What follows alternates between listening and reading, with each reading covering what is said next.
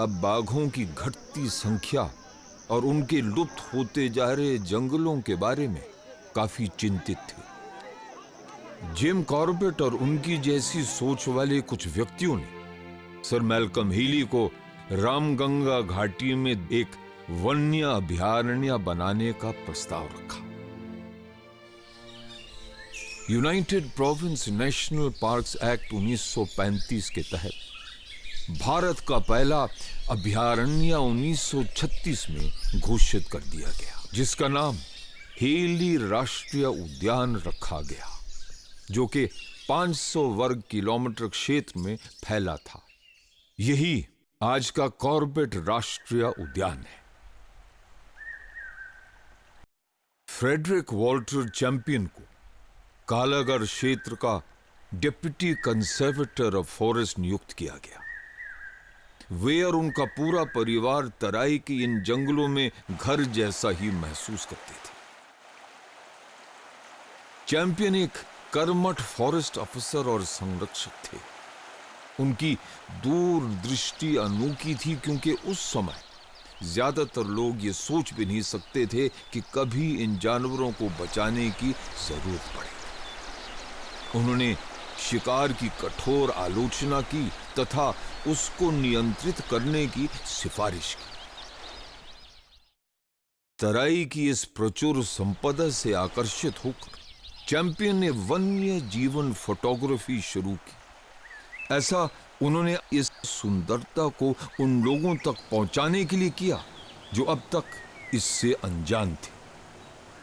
Champion ही इस तथ्य को सामने लाए थे कि प्रत्येक बाघ उसकी विशेष खाल की धारियों से पहचाना जा सकता है। आज भी कैमरा ट्रैप द्वारा बाघों की पहचान इसी प्रकार की जा रही। चैंपियन एक कुशल फोटोग्राफर भी थे। उन्होंने वन्य जीवन की चित्रों पर आधारित 2 सुंदर पुस्तकें प्रकाशित की। वे बाघों के दुर्लभ और खूबसूरत चित्र लेने में कामयाब हुए, और ये चित्र दुनिया भर में शायद सबसे पहले छपने वाले बाघों के चित्र थे। चैंपियन की फोटोग्राफी से जिम बहुत प्रेरित हुए और उन्होंने अपने 16 मिलीमीटर कैमरे से बाघों को फिल्माने की ठानी। जिम ने इस कार्य के लिए कालाडूंगी घर के पास ही बोर नदी में एक स्थान का चयन किया, जहां बाघों का आना जाना लगा रहता था। शुरुआत में बाघ कैमरे की आवाज से कुछ चौंकते थे।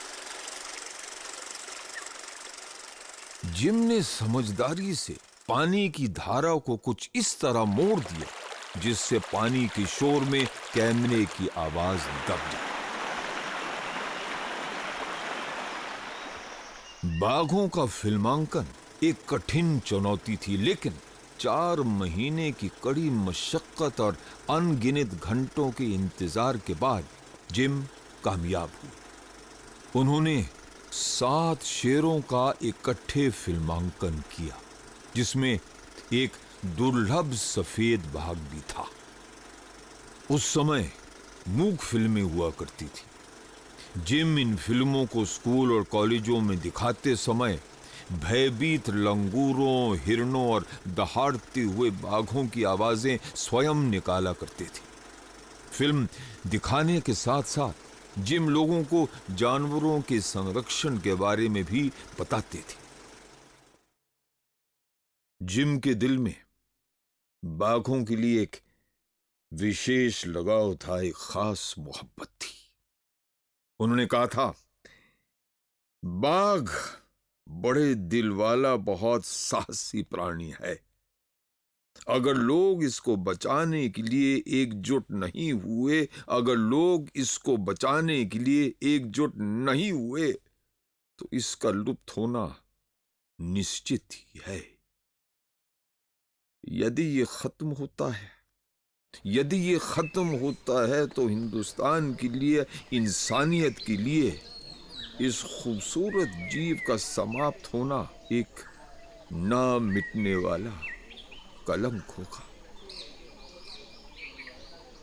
जिम कॉर्बेट नरभक्षियों को मारने वाले निडर शिकारी के रूप में जाने जाते थे, लेकिन अब उनकी ख्याति शिकारी से संरक्षक के रूप में फैलती जा रही थी। सन 1936 में मार्क्विस ऑफ लिनलिथगो को भारत का वाइसरॉय और गवर्नर जनरल बनाया गया। लिनलिथगो ने कॉर्बेट की पहली किताब जंगल स्टोरीज पढ़ी थी। लॉर्ड और लेडी लिनलिथगो जब रामगंगा नदी में मछली शिकार के लिए गए तो जिम उनके साथ थे। उनकी ये पहली मुलाकात गहरी और लंबी दोस्ती में तब्दील हो गई। उन्होंने जिम को लगातार लिखते रहने के लिए प्रोत्साहित किया, जिसके कारण जिम एक मशहूर लेखक बन सके। वाइसरॉय कालाडूंगी के जंगलों में बाघ के शिकार के लिए 3 साल तक आते रहे। हर बार शिकार का बंदोबस्त मेजर जिम को सौंपा गया। शिकार के लिए महीनों पहले तैयारियां शुरू हो जाती। जगह जगह चारे के लिए पशु बांधे जाते, बाघों पर लगातार नजर रखी जाती। ये सब होता था भारत में ब्रिटिश राज के सबसे बड़े प्रतिनिधि के सफल शिकार के लिए।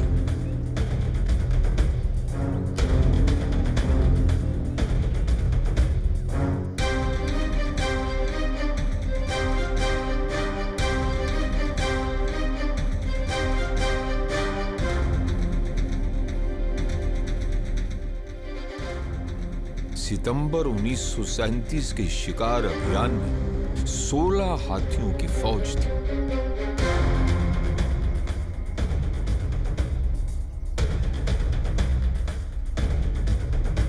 कुछ शिकारी हौदे पसंद करते थे जिनमें वो खड़े होकर गोली चला सके।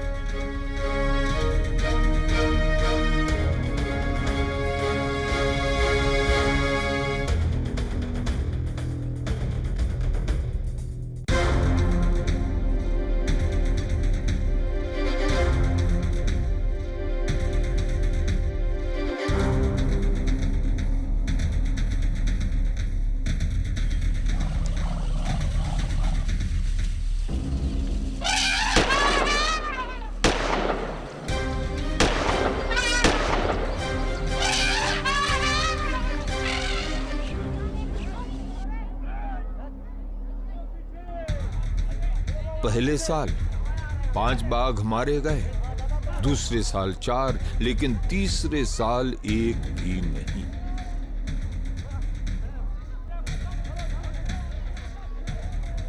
जिम की इन शाही शिकारों की व्यवस्था करने की कई प्रकृति प्रेमियों ने निंदा भी की।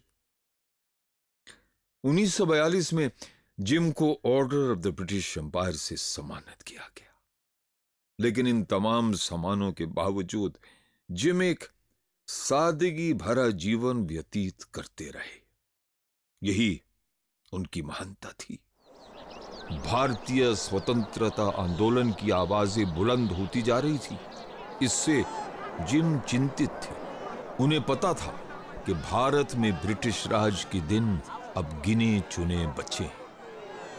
15 अगस्त 1947 को भारत आजाद हो गया। भारत में अपने अनिश्चित भविष्य को देखते हुए जिम और मैगी ने कीनिया जाने का निश्चय किया। अफ्रीका जाने से पहले जिम ने छोटी हल्द्वानी की सारी जमीनें बटाईदारों के नाम कर दी। जिम ने अपना कालाडूंगी का मकान अपने दोस्त चिरंजी लाल को बेच दिया, जिन्होंने 1965 में ये मकान वन विभाग को एक संग्रहालय बनाने के लिए सौंप दिया।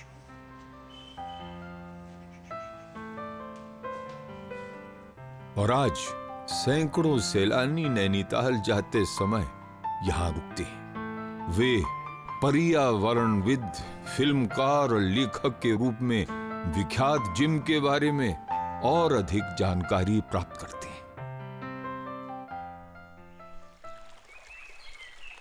आजादी के बाद इस अभयारण्य का नाम हेली नेशनल पार्क से बदलकर रामगंगा नेशनल पार्क कर दिया गया। सन 1957 में जिम की कीनिया में मृत्यु के बाद पुनः इसका नाम बदलकर कॉर्बेट नेशनल पार्क कर दिया गया। कॉर्बेट पार्क में कई तरह के प्राकृतिक पर्यावास हैं।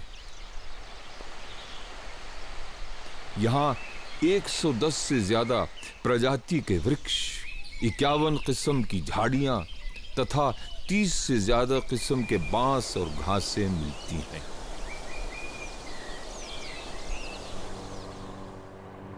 उन्नीस 1960 के दशक में कालागढ़ में रामगंगा नदी पर एक बांध बनाया गया। इसके कारण बनी झील में पार्क का 90 वर्ग किलोमीटर जंगल पानी में समा गया। कभी बहुत पाए जाने वाले पाड़ा हिरन अब घास के कुछ गिने चुने मैदानों तक सीमित हो गए।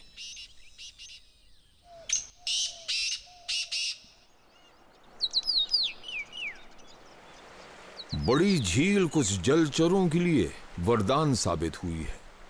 घड़ियाल व मगरमच्छ खूब फल फूल रहे हैं। जल पक्षियों की संख्या में काफी इजाफा हुआ है। रामगंगा का प्रदूषण मुक्त पानी मछलियों से भरपूर है। ऊद बिलावों के लिए यहां खाने की कोई कमी नहीं।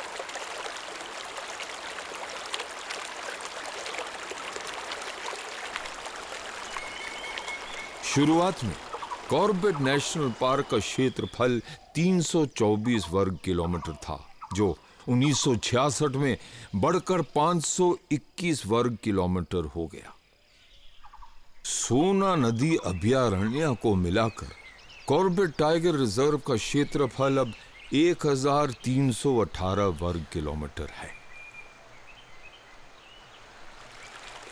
सन 1960 में भारतीय बाघ लुप्त होने के कगार पर थे। पूरे भारत में 2000 से भी कम बाघ बचे थे। भारत सरकार ने 1970 में बाघ के शिकार पर रोक लगा दी। विश्व में सबसे बड़ा संरक्षण कार्यक्रम प्रोजेक्ट टाइगर की शुरुआत वर्ष 1973 में कॉर्बेट पार्क से शुरू की गई। कॉर्बेट पार्क में प्रोजेक्ट टाइगर काफी सफल रहा। 1972 में केवल 40 शेरों से बढ़कर 2010 में इनकी संख्या 225 हो गई।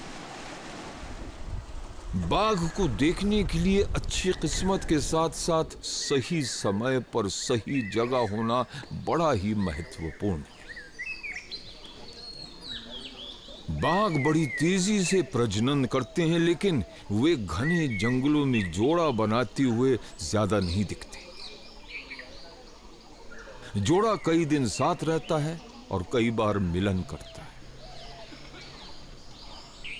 ये कॉर्बेट पार्क में जोड़ा बनाते बाघों का पहला फोटोग्राफिक रिकॉर्ड है।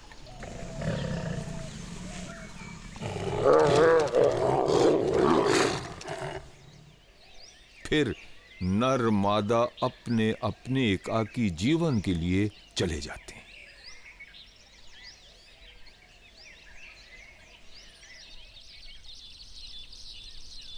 हिमालय की गोद में होने और विभिन्न वातावरणों के कारण कॉर्बेट पार्क में पक्षियों की 580 से अधिक प्रजातियां रिकॉर्ड की गई।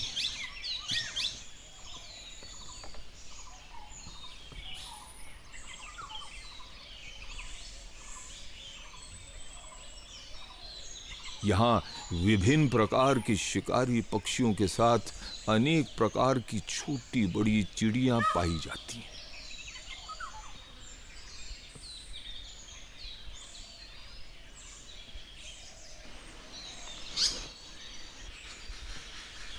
पक्षी प्रेमियों के लिए तो पार्क स्वर्ग ही है।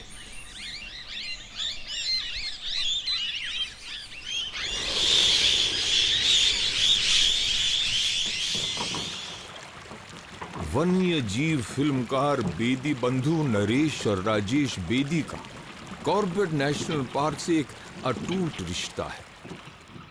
पिछले 10 दिन से बेदी बंधु फुलई की एक बाघिन की तलाश में हैं। जिसके पैरों के निशानों के साथ साथ नन्हे शावकों के निशान भी देखे गए हैं। क्या बेदी बंधु उन्हें आज ढूंढ पाएंगे?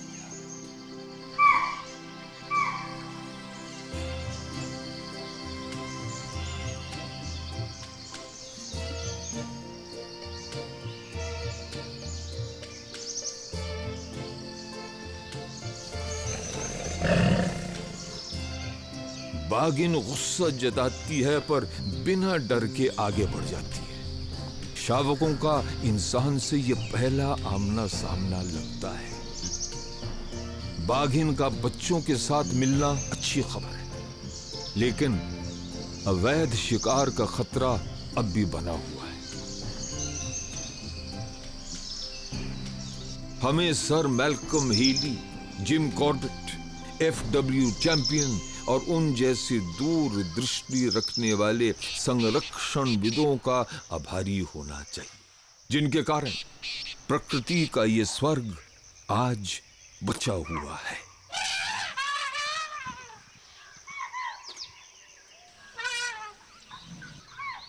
कॉर्बेट पार्क आज अपनी प्राकृतिक विविधता के कारण भारत में बाघों के लंबे समय तक जीवित रहने की उम्मीद जताता है।